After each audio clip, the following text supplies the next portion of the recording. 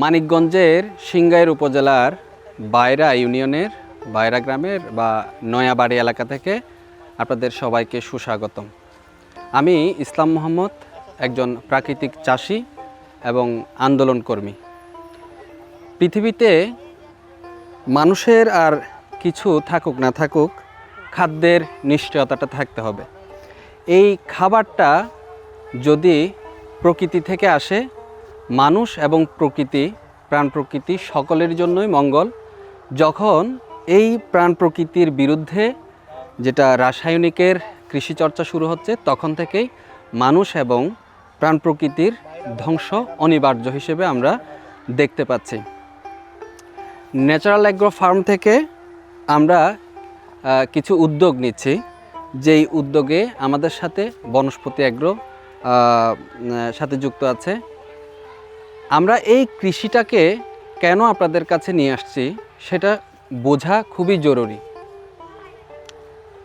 খাবার শুধুমাত্র মানুষের বেঁচে থাকার জন্য না, খাবার আপনার অতীত, আপনার বর্তমান এবং আপনার ভবিষ্যৎকে বিনির্মাণ করে দিতে পারে।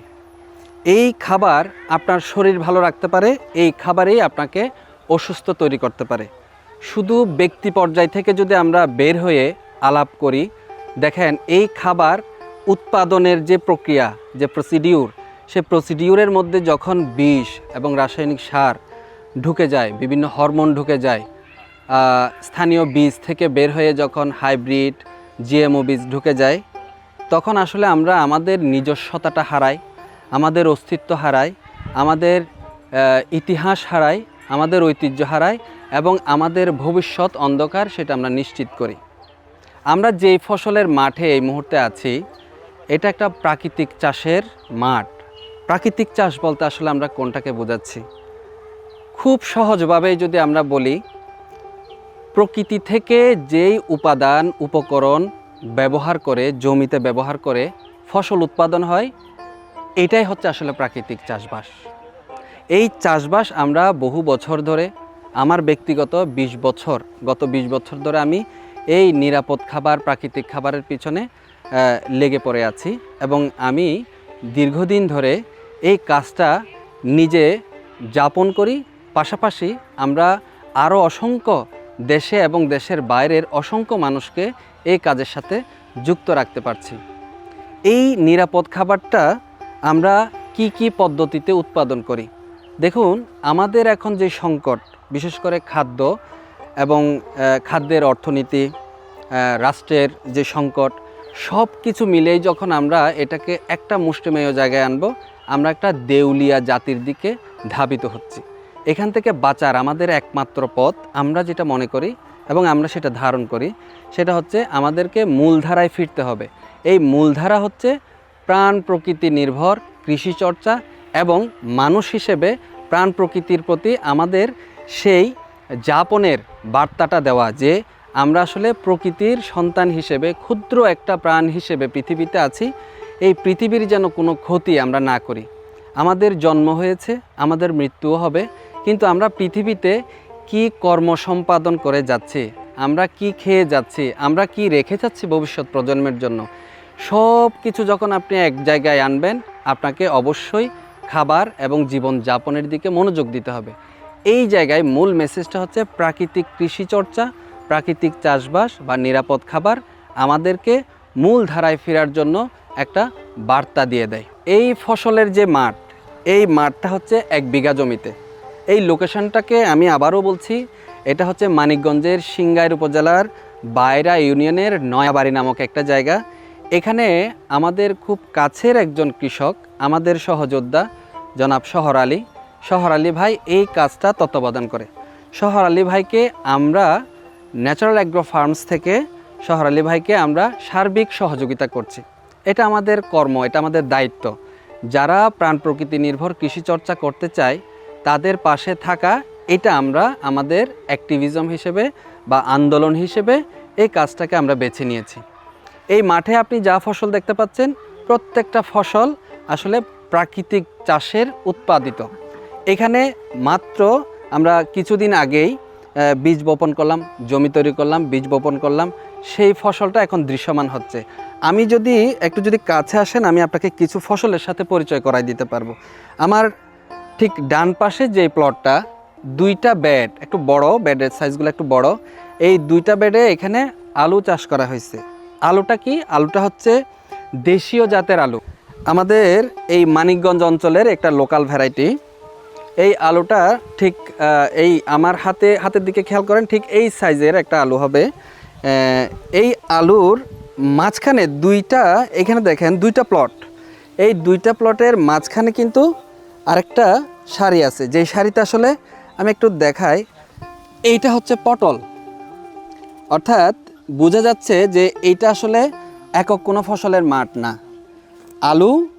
আলু যখন উঠে যাবে, ঠিক এই ফসলের, এটা হচ্ছে পটল, এই পটলের লতাটা বড় হবে, লতা বড় হতে হতেই আমাদের এই আলুটা উঠে যাবে। তখন এটা হচ্ছে একটা জাংলা বা মাচা, আঞ্চলিক ভাষায় জাংলা বলে, এটা হচ্ছে মাচা হয়ে যাবে। এটা হচ্ছে এই মাচাতে উঠবে আমাদের পটল। ঠিক এর পরের দুই প্লটেই এখন আসেন, আমরা ঠিক এই জায়গায়, যে জায়গায় দাঁড়িয়ে আছি, এই জায়গাটা হচ্ছে আলু শেষের পরের প্লটে হচ্ছে বিটরুট। এই যে লাল একটা পাতা দেখা যাচ্ছে, এই পাতাটা হচ্ছে বিটরুটের পাতা। আপনারা নিশ্চয়ই জানেন বিটরুট একটা খুবই পুষ্টিকর, ন্যাচারালি যখন চাষ করে এটা খুবই মানসম্মত এবং নিরাপদ খাবার যখন হবে, এটা আপনাদের শরীরের জন্য খুবই উপকারী। তো এই বিটরুটটা আমরা এখানে চাষ করছি। অর্থাৎ আমার ঠিক হাত দিয়েই যদি আমি আপনাকে জায়গাটা বোঝাই, এখানের মধ্যে আমরা 4 রকমের ফসল আমরা অলরেডি এখানে বুনছি। ঠিক এখান থেকে এই এক বিঘার যে প্লট, এই 1 বিঘা জমির মধ্যে প্লট বাই প্লট এই বিভিন্ন ধরনের বৈচিত্র্যময় রবি শস্য আমরা এখানে চাষাবাদ করছি। প্রাকৃতিক কৃষি চর্চার ক্ষেত্রে একটা গুরুত্বপূর্ণ পার্ট হচ্ছে ফসলের মাঠে অনাবাদি অনেকগুলা ফসল অটোমেটিক্যালি উৎপাদন হয়। অর্থাৎ এটা ন্যাচারাল ফার্মিংয়ের মাঠে এটা হবেই, শুধু ন্যাচারাল ফার্মিংয়ের ক্ষেত্রে না, এটা অনাবাদে অনেক জায়গায় এটা হয়। আমি ক্লোজলি একটু দেখান যে আমি কয়েকটা ফসল এখানে দেখাবো যেগুলো আমরা কেউই চাষ করি না, কিন্তু এগুলো আমাদের জন্য খুবই গুরুত্বপূর্ণ খাবার। এটাকে আমরা বলি অনাবাদি খাবার, অচাষকৃত খাবার, বুনো খাবার, প্রাকৃতিক খাবার। দেখেন ঠিক এই জায়গায় একটা ফসল, একটা খাবার আছে, এটা হচ্ছে বথুয়া শাক। বথুয়া শাক পৃথিবীতে আমার মনে হয় যে কাউকে চাষ করতে হয় না। বথুয়া শাক প্রাকৃতিকভাবেই উৎপাদিত হয়, অর্থাৎ সময়টা খেয়াল রাখতে হবে। এই যে রবি শস্যের সময়, প্রকৃতিতে অসংখ্য অনাবাদি খাবার আছে, খাবার আপনাকে চিনতে হবে। যখন আপনি খাবার চিনবেন, চাষকৃত এবং অচাষকৃত দুটো খাবারেই আপনি গ্রহণ করার সুযোগ পাবেন। খাবার চেনাটা খুবই জরুরি। এর পাশাপাশি দেখেন একটা জায়গা থেকেই আমি আরও একটা শাক আপনাকে তুলে দেখাচ্ছি। যারা এই খাবার বা এই ফসল চিনবে বা উদ্ভিদ চিনবে, তাদের জন্য এটা খাবার। আর যদি কেউ এটা না চিনে থাকে, ঘাস মারা বীজ দিতে পারবে এবং এটাকে ঘাস মারা বীজ দেওয়ার পরে এটাকে মেরে ফেলবে, অন্য ফসলের ক্ষতি হবে। এবং এই যে খাবার, আমরা প্রকৃতি থেকে যে খাবার পাচ্ছি, এটা অপচয় হবে। আমার হাতে 2 ধরনের খাবার আমি এখানে আপনাকে দেখালাম। আরেকটা খাবার দেখেন, এটাও ঠিক একটা অচাষকৃত খাবার, আমরুল। এই আমরুলটা হচ্ছে অনাবাদি খাবার। অর্থাৎ আপনি যখন পৃথিবীতে যে কোনো জায়গায় যাবেন, তখন আপনি যদি খাবার চিনেন, আপনার প্রাকৃতিক খাবারের অভাব হবে না। প্রাকৃতিক খাবার সব কিছুই যে আপনাকে চাষ করতে হয় এরকম না। প্রাকৃতিক খাবার আপনাকে চিনতে হয় এবং এটাকে আপনাকে যাপন করতে হয়, এটা ভোগ করতে হয়। তখনই এই খাবার আপনি বুঝতে পারবেন, চিনতে পারবেন এবং নিজে ভালো থাকতে পারবেন। এরকম আরও অসংখ্য খাবার এই মাঠে আছে। আমরা চাইলে আপনাকে আরও অসংখ্য প্রাকৃতিক খাবার, বুনো খাবার দেখাতে পারবো। নিশ্চয়ই সামনে আরও দেখাবো। দেখেন ঠিক ওই জায়গায় কয়েক ধরনের বুনো শাক পেলাম। আমরা যখন আরও একটু প্লটের অন্যদিকে আসছি, তখন দেখেন আরও কিছু, এই যে ভাই এই যে দেখেন, এইটাকে আমরা আঞ্চলিকভাবে বলি ঘুটা শাক। অর্থাৎ এইখানে আরও কয়েকটি শাক আছে, আমি একটু চেষ্টা করলে পাবো। এই যে নুইনা শাক, এটা হচ্ছে ঘুটা শাক, এটা হচ্ছে নুইনা শাক। অর্থাৎ এই জমিটাতে যখন আমরা চাষ দিলাম, এরপরে এগুলা প্রাকৃতিকভাবেই জন্মালো এবং কত কিছু খাবার যে আমাদের এখানে আছে। আপনি যারা জমিতে প্রাকৃতিক চাষে যারা জমি নিড়ানি দেয়, আমার একটু পাশেই আমি দেখাবো জমিতে নিড়ানি হচ্ছে। যখন নিড়ানি দেয় তখন দুটো বিষয় ঘটে। একটা হচ্ছে তারা তাদের গবাদি পশুর জন্য অর্থাৎ ছাগল এবং গরুর জন্য এই অনাবাদি উদ্ভিদগুলা নিয়ে যায় ঘাস হিসেবে, আর আপনি যারা শাক হিসেবে খেতে চায় তারা কিন্তু এগুলা শাক হিসেবে খায়। আমি ব্যক্তিগতভাবে মনে করি আমরা এই শাক যত বেশি খাবো তত বেশি আমাদের শরীর ভালো থাকবে এবং প্রকৃতিতে এই উদ্ভিদগুলা টিকে থাকবে। কখন পৃথিবীতে সব উদ্ভিদ টিকে থাকতে পারবে? যখন আপনি এই জিনিসগুলোকে মূল্যায়ন করতে পারবেন। পৃথিবীতে কোনো জিনিসের মূল্যায়ন যদি আপনি করতে না পারেন সেই জিনিস টিকে থাকবে না। অর্থাৎ কেন টিকে থাকবে না? কারণ আপনি এটাকে ধ্বংস করবেন। যখন কোনো কিছুকে আপনি ধ্বংস করবেন না তখন পৃথিবীতে তার বংশ সে রক্ষা করে যাবে, যেমন মানুষ তার বংশ রক্ষা করে যায়। প্রত্যেকটা প্রাণ পৃথিবীতে তার বংশ রক্ষা করে, ইভেন এই বুনো শাকগুলো। আমরা প্রাকৃতিক কৃষির ক্ষেত্রে শুধুমাত্র রাসায়নিক সার এবং বিষকে বা হরমোনকে বা হাইব্রিড বীজকে অ্যাভয়েড করছি তা না। আমরা দেখেন আমরা জমিতে নিড়ানি দিচ্ছি, একটা লক্ষ্য করলে একটা বিষয় বুঝবেন, এই জমিটাতে ঘাসের পরিমাণ খুবই কম, কারণ এই জমিটা নিড়ানো হয়ে গেছে অলরেডি। পাশেই দেখছেন আমাদের দুইজন কৃষক চাষি ভাই, শহর আলী ভাই এবং তার পরিবার, সেই জমিগুলোতে নিড়ানি দিচ্ছে। এই নিড়ানিটা যদি না দেয় তাহলে জমিতে ঘাস মারা বিষ দিতে হবে, বিশেষ করে এটা গ্লাইফোসেট। গ্লাইফোসেট হচ্ছে পৃথিবীতে এত শক্তিশালী বিষ, যেই বিষটা আমাদের মানুষের শরীর থেকে শুরু করে অন্যান্য প্রাণের এবং উদ্ভিদের শরীর এবং তাদের জীবনকে ব্যাপকভাবে সংকটের দিকে ফেলে দিল। তো দেখেন এই নিড়ানিটা এত বেশি গুরুত্বপূর্ণ যে নিড়ানি না দিলে বীজ দিতে হবে, আর যদি বীজ দিতে না চান তাহলে আপনাকে নিড়ানি দিতে হবে। নিড়ানি দিলে যেটা হয়, এটার একটা সামাজিক অর্থনীতিও আছে নিড়ানির। এখানে যেই মানুষগুলা কাজ করে তাদের কিন্তু এই কর্মের ফলে তারা এখান থেকে কিছু অর্থনৈতিক বেনিফিশিয়ারি হয়। মানে একদিন যদি মানুষ এখানে কাজ করে সে 6 থেকে 700 টাকা পাবে। পক্ষান্তরে যদি আপনার যারা রাসায়নিক চাষাবাদ করে তারা যে বীজটা দেয়, এই বীজটা দিলে এই পুরা 1 বিঘা জমিতে বীজ দিতে তার সর্বোচ্চ আধা ঘন্টা সময় লাগবে, এবং তার এখানে হয়তো সর্বোচ্চ 30 থেকে 40 টাকা, সর্বোচ্চ 50 টাকার খরচ হবে, নাকি আর একটু বেশি হবে? আচ্ছা, 200 টাকার মধ্যে এবং 1 ঘন্টার মধ্যে এই জমিতে বীজ দিয়ে এটা চাইলেই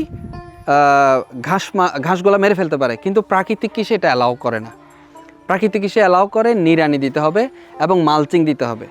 আমাদের এই ফসলে যদি আমরা সুযোগ থাকে আমরা মালচিং করতাম, মালচিং যদি করতে না পারি তাহলে আমাদেরকে নিড়ানি দিতে হবে। যেহেতু এই মাঠে এখনও পর্যন্ত অতি বেশি পরিমাণে ঘাস জন্মায় নাই, আমরা খুব অল্প অল্প করে নিড়ানি দিয়ে আমাদের এই মাঠ থেকে ঘাসগুলাকে আমরা সরিয়ে দিচ্ছি। আমরা যে ফসলের বৈচিত্র্যের কথা বলি, একদম শুরু থেকেই যদি আমরা একটু খেয়াল করি যে প্রথমে আলু ছিল, দেশীয় জাতের যে ছোট আলুটা ছিল, তারপর পটল ছিল, বিটরুট ছিল। ঠিক এই প্লটগুলা একটু সামনের দিকেই যত বেশি আগাবেন আমাদের ফসলের বৈচিত্র্যটা তত বেশি প্রকাশিত হবে। ঠিক এই জায়গায় এসে যদি আপনাকে আমি দেখাই, বিটরুটের পরে কিন্তু আমাদের এখানে কপির চারা চলে আসছে। অর্থাৎ এই কয়েকটা ব্যাড, এটা কিন্তু এগুলো ব্যাড, দেখতে ব্যাডের মতো না হলেও কিন্তু এগুলো আমরা ব্যাড হিসেবেই কাউন্ট করছি। এখানে কিন্তু ফুলকপি এবং বাঁধাকপির চারা আসছে। অর্থাৎ অলরেডি আমাদের পটল, আলু, বিটরুট, ফুলকপি, বাঁধাকপি, তারপর হচ্ছে মূলা, আখ, এইটা হচ্ছে প্রাকৃতিক চাষের সবচেয়ে বৈচিত্র্যপূর্ণ বা গুরুত্বপূর্ণ কাজ, যে কোনো ফসলের মাঠ হইতে হবে বৈচিত্র্যপূর্ণ। যত বেশি বৈচিত্র্যপূর্ণ ফসল হবে মাঠে তত বেশি আপনার পোকার উপদ্রব কমবে। এটা সবচেয়ে গুরুত্বপূর্ণ। এজন্যই আমরা আসলে প্রাকৃতিক চাষে কখনোই মনোপলিটাকে অ্যালাউ করছি না। বর্তমানে পৃথিবীতে বিভিন্ন কনসেপ্টের কৃষি আসলে প্রচলন হচ্ছে। এর মধ্যে সবচেয়ে বেশি ভয়ঙ্কর কৃষি আমরা যেটাকে মনে করছি সেটা হচ্ছে আধুনিক কৃষি। আধুনিক কৃষিতে আসলে কি সংকট? আধুনিক কৃষির সবচেয়ে বড় সংকট হচ্ছে এই কৃষিটা কৃষকের না, এটা একটা ভিন্ন উপমহাদেশের আমাদের উপর চাপাই দেওয়া। আমাদের বলতে আমরা যেই এই যে ভারতীয় উপমহাদেশের কথা বলছি, এখানের কৃষি হচ্ছে আমাদের আদি কৃষি। তো আমরা যে প্রাকৃতিক কৃষি চর্চা করছি এইটা আর আধুনিক যে কৃষি, এইটার মধ্যে আসলে এত বড় ফারাক আমরা তৈরি করছি খুব বেশি দিন আগে না। তো বিভিন্ন ধরনের যে কৃষির কনসেপ্ট, প্রাকৃতিক কৃষি বা অর্গানিক ফার্মিং, তারপর হচ্ছে ধরেন সেফ ফার্মিং, হ্যাঁ, তারপর ধরেন রাসায়নিক ফার্মিং, এর বাইরে আরও কিছু কনসেপ্ট আছে ফার্মিংয়ের, যেমন পার্মাকালচার। সো এত কিছু থাকার পরেও আমরা কেন ন্যাচারাল ফার্মিংয়ের দিকে ধাবিত হচ্ছে? এটার প্রধান কারণ হচ্ছে আসলে কৃষি একটা জীবনের যাপন, এবং যখন আপনি কোনো জীবনকে যাপনের জায়গা না রেখে এটা শুধুমাত্র বাণিজ্যিক জায়গা থেকে দেখবেন, তখন মনে করবেন আপনি এবং আপনার পরবর্তী প্রজন্মের পতন শুরু, এবং এটা আপনার হাত ধরেই শুরু। তো এখন আমরা মনে করছি যে যারা আমরা বলতেছি যারা আমরা প্রাকৃতিক চাষবাস করি, তো আমরা মনে করছি যে আমি সুস্থ থাকব, আমার পরিবারের সদস্যরা সুস্থ থাকবে এবং আমার পরবর্তী প্রজন্ম সুস্থ থাকবে। একটা কনসেপ্ট ছিল যে আমাদের এই উপমহাদেশের যারা বয়স্ক মানুষ ছিল তারা কিন্তু তাদের পরবর্তী 7 প্রজন্মের জন্য কিভাবে জীবনযাপন করবে, তাদের খাদ্য, তাদের সংস্কৃতি, তাদের মৌলিক যা মানুষের দরকার, সেই মৌলিক নিয়ে তারা এই পরবর্তী প্রজন্মের মৌলিক নিশ্চিত করার জন্য তারা কাজ করত। দেখেন, একটা সূক্ষ্ম বিষয় যে আমরা কি এখন চিন্তা করি যে আমার প্রজন্মের পরে, অর্থাৎ আমি আমার সন্তান পর্যন্ত যৎসামান্য চিন্তা করে এর পরবর্তীতে আর কারোর জন্য চিন্তা করছি না।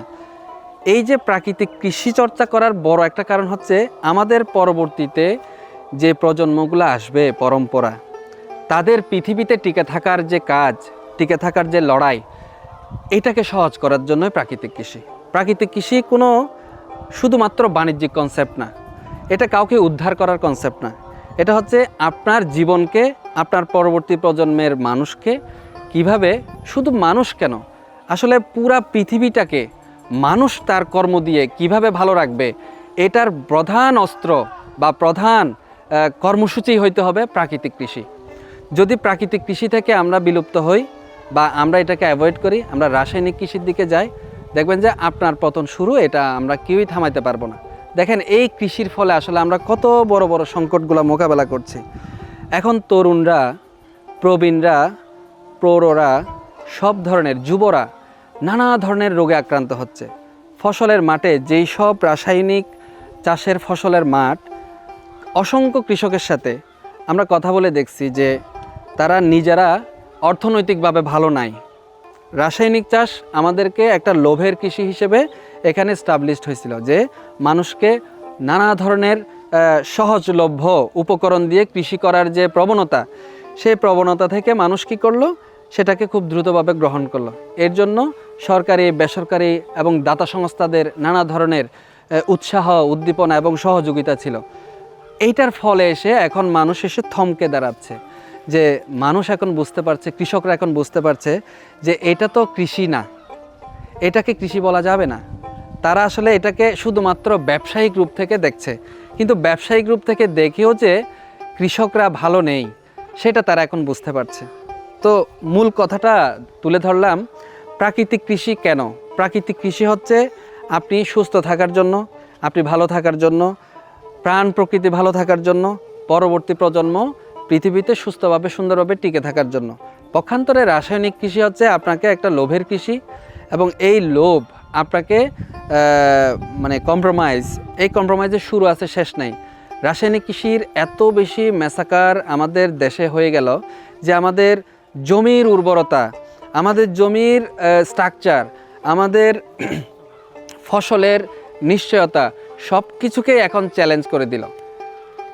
বড় হইলেই এটা পুষ্টিকর হবে না, অনেক বেশি খেলেই আমি সুস্থ থাকব, এইটা না, এটা রাসায়নিক কৃষি দিয়েই আমরা বুঝতে পারি। অর্থাৎ এখন আমাদেরকে সুস্থ, সুন্দরভাবে যদি পৃথিবীতে বাঁচতে চাই, পরবর্তী প্রজন্ম পৃথিবীতে টিকে থাকতে পারে, সেজন্য আমাদের কাছে একটাই পথ খোলা আছে, যে প্রাণ প্রকৃতি নির্ভর কৃষির দর্শন বোঝা, আমাদের নিজেকে শোধরানো, এবং এটা সুবর্ণ সুযোগ। এই সময়টা খুবই সুবর্ণ সুযোগ আমাদের জন্য, যেহেতু আমরা সুস্থভাবে পৃথিবীতে বাঁচতে চাই। এই জন্য আমাদের যেই পথ খোলা আছে, প্রাকৃতিক কৃষি চর্চার পথ, প্রাকৃতিক চাষবাস, এই পথে আমরা নিজেরা আছি। আমরা আহ্বান করব আমাদের সমস্ত কৃষকরা তাদের নিজেদের ভুল বুঝবে এবং তারা প্রাণ প্রকৃতি নির্ভর কৃষি চর্চা করবে, নিজে সুস্থ থাকবে, দেশের সকল মানুষ, সকল প্রাণ প্রকৃতি সুস্থ থাকবে, ভালো থাকবে। ফসলের মাঠের ঠিক শেষ প্রান্তে আসছি আমরা। এইখানে আমরা একটা দীর্ঘমেয়াদী ফসল আর একটা স্বল্পমেয়াদী ফসল বোনা চেষ্টা করলাম। এটা হলো আখ, হ্যাঁ, এটা আমাদের দেশীয় আখ, এবং এটা হলো মূলা। হ্যাঁ, এই ব্যাডটা হচ্ছে মূলার ব্যাড। এই ব্যাডে মূলা উৎপাদন হবে। মূলা যখন আমরা হারভেস্ট করে ফেলবো, মূলার পরে আসলে এখানে আখটা থাকবে। আখটা আস্তে আস্তে বড় হবে, কারণ এটা হচ্ছে বছরের ফসল। এটাতে 1 বছর প্রায় সময় লেগে যাবে, আর মূলাটা কয়দিন পরে উঠে যাবে। প্রাকৃতিক কৃষিতে একটা গুরুত্বপূর্ণ ব্যাপার হচ্ছে জমিতে কার্বনের স্বল্পতা এখন দেখা যায়। কেন কার্বনের স্বল্পতাটা হচ্ছে? আসলে জমির যে পরিমাণ আমরা কর্ষণ করছি, কর্ষণ মানে চাষ, ভারী ট্রাক্টর, মাঝারি ট্রাক্টর, এত বেশি চাষ দেওয়া হয়। আগে জমিতে ধরেন 3টা চাষ দিতে হচ্ছে গরুর নাঙ্গল দিয়ে। এখন তো আর কেউ গরুর নাঙ্গল ব্যবহার করে না, যে কারণে আসলে বড় বড় ভারী ভারী ট্রাক্টর দিয়ে জমিতে চাষ করা হয়, যে কারণে আসলে জমির প্রাকৃতিক যে কার্বন ছিল, সেই প্রাকৃতিক কার্বনগুলো আসলে উবে গেছে। তো এখন আসলে আমরা জমিতে আবার কার্বন ফিরাই আনার চেষ্টা করছি। এই জন্য আমরা প্রাকৃতিকভাবে কিছু কার্বন তৈরি করা যায়। এটা হচ্ছে অ্যাক্টিভেটেড কোকোনাট শেল কার্বন। এই কার্বনটা আমরা এই জমিতে প্রয়োগ করছি। প্রাকৃতিক চাষের সবচেয়ে গুরুত্বপূর্ণ যে পার্টগুলো, এর মধ্যে কার্বন একটি অন্যতম বিষয়। তো কার্বনের বাইরে আসলে আমরা প্রাকৃতিক কৃষি বলতে এবং এখানে আর কি উপাদান ব্যবহার করছে আমরা সেটা আপনাদেরকে জানাই, যাতে আপনারাও এই বিষয়গুলা জানতে পারবেন। জমি চাষ দেওয়া হলো। জমি চাষ দেওয়ার সময় আসলে আমরা খৈল ব্যবহার করি। খৈল আসলে নাইট্রোজেনের একটা ভালো উৎস। তো খৈল আসলে আমরা ঋতুভেদে 2 ধরনের খোল ব্যবহার করি। শীতের সময় একটু গরম প্রকৃতির খোল ব্যবহার করি। খোল বলতে আমরা সরিষার খোলের কথা বলছি এই সময়ের জন্য। আর যখন আমরা এই শীতের পরবর্তীতে যখন একটু গরম থাকবে, তখন একটু ঠান্ডা প্রকৃতির খোল ব্যবহার করি জমিতে। সেই খোলটা হচ্ছে আসলে তিলের খোল। অর্থাৎ জমিতে খোলটা খুবই জরুরি প্রাকৃতিক চাষের ক্ষেত্রে, এবং এটা আমাদের দীর্ঘদিন কাজের অভিজ্ঞতা বলে খোল জমির জন্য, ফসলের জন্য খুবই গুরুত্বপূর্ণ ভূমিকা রাখে। এর বাইরে আসলে আমরা বেশ কিছু অণুজীব ব্যবহার করি জমিতে। অণুজীব কি করে আসলে? অণুজীব আসলে ফসলকে খাওয়ায়। তো এই অণুজীব টিকে থাকার জন্য জমিতে এই যে দেখা যাচ্ছে কার্বন ছিটাচ্ছে, এই কার্বনটা আসলে অণুজীবের বসতবাড়ি হিসেবে আমরা জানি। তো কার্বন না থাকলে অণুজীব টিকতে পারবে না। আর যদি প্রচুর অণুজীব দেন, যদি জমিতে কার্বন না থাকে, সেটাও কিন্তু ভালো কাজ করবে না। এর বাইরে আমরা বিভিন্ন ধরনের কম্পোস্ট এখানে আসলে ব্যবহার করে থাকি। আমরা এনজাইম ব্যবহার করে থাকি, বিভিন্ন ফলের এনজাইম ব্যবহার করে থাকি। তো এগুলো আমরা হয়তো অন্য আরেকটা পর্বে বিশদভাবে দেখাবো, কিন্তু এই উপকরণগুলো আসলে প্রাকৃতিক চাষের জন্য খুবই গুরুত্বপূর্ণ, এবং এইটা ব্যবহার করেই আসলে প্রাকৃতিক চাষবাস হয়। এর বাইরে আমরা প্রাকৃতিক থেকে নানা উপকরণের মাধ্যমে কীট দূরীকরণ বা বালাই দূরীকরণ আমরা ব্যবহার করে থাকি। আমি জাস্ট একটা এক্সাম্পল দেই।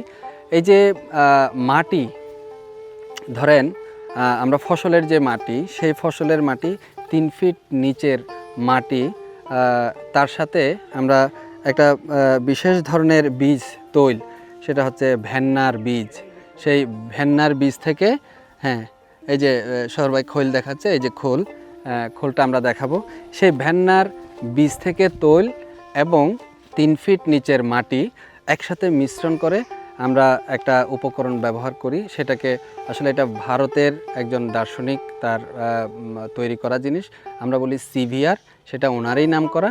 এই সিভিআর আমরা বালাই দূরীকরণের ক্ষেত্রে ব্যবহার করি। অর্থাৎ আমি খুব অল্প সময়ের মধ্যে কয়েকটা উপকরণ বললাম যেগুলো আসলে প্রাকৃতিক চাষের জন্য অনিবার্য। এই উপকরণগুলো আসলে প্রাকৃতিক চাষে খুবই জরুরি।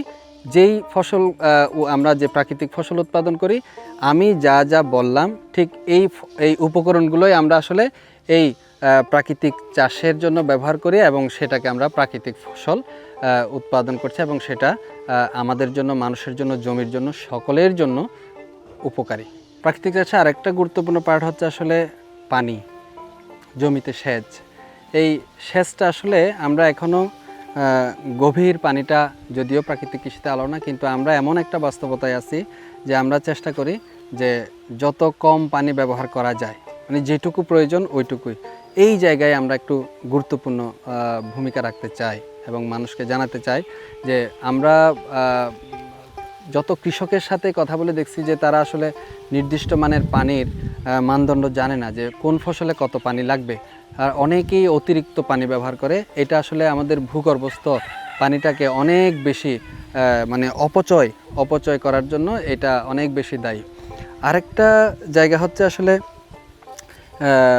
মাটির যে খাবার বা ফসলের যে খাবারটা যায় সেখানে আসলে একটা অনুখাদ্যের বিষয় থাকে, অর্থাৎ মূল খাবারের বাইরে কিছু অনুখাদ্য এখানে যায়। আমরা সেই অনুখাদ্যের জন্য চুন, লবণ, খোল এটা দিয়ে আসলে আমরা একটা অনুখাদ্য তৈরি করি, সেটা এই জমিতে আমরা প্রয়োগ করি।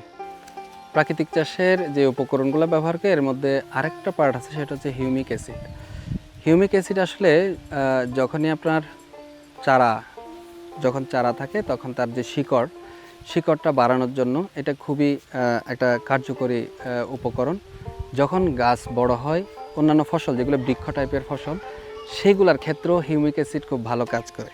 তো এই যে উপকরণগুলো, আমরা যতগুলো উপকরণের নাম বললাম, এই প্রত্যেকটা উপকরণ প্রাকৃতিক চাষের জন্য খুবই উপকারী এবং এগুলা বাস্তব অভিজ্ঞতা থেকে ফলপ্রসূ মানে রেজাল্ট বা ফল আমরা পাচ্ছি বিদায় আমরা প্রাকৃতিক কৃষি চর্চার ক্ষেত্রে এই টুলসগুলোকেই খুবই গুরুত্বপূর্ণ মনে করছি। অর্থাৎ এই সব উপকরণ ব্যবহার করে যেই চাষ পদ্ধতি, এর বাইরে আরও নানা ধরনের পদ্ধতি পৃথিবীতে বিভিন্ন জায়গায় বিভিন্নভাবে ছড়াই ছিটাই আছে, কিন্তু আমরা যেগুলা বললাম সেগুলা মিলেই আমাদের প্রাকৃতিক চাষ বা প্রাকৃতিক চাষবাস। এটা আমাদের আরেকটা প্লট, আমরা যে প্রাকৃতিক চাষ করছি এটা দ্বিতীয় নাম্বার প্লট। এই মাঠে আমরা আসলে বেশ কয়েক ধরনের ফসল চাষ করছি। দেখা যাচ্ছে হচ্ছে পেঁয়াজ, এটা কিন্তু পেঁয়াজ। আর আরেকটু ক্লোজলি যদি দেখাই, এটা হচ্ছে মিষ্টি কুমড়া। এখানে এই মাঠে পটলও আছে, মিষ্টি কুমড়া আছে, পেঁয়াজও আছে। আরেকটু দূরে যদি যাই, ঠিক এই কয়েকটা জায়গা থেকে এই যে মিষ্টি কুমড়া, এখানেও এই প্লটও মিষ্টি কুমড়া। এখান থেকে হচ্ছে আবার আলু, দেশি আলুটা, এখান থেকে আলু একদম শেষ অবধি এখানে পুরাটাতে আলু আছে আর মিষ্টি কুমড়া আছে। দেখেন এখানে হচ্ছে মিশ্র চাষ, পুরা প্লটেই আমাদের এখানে মিশ্র চাষ।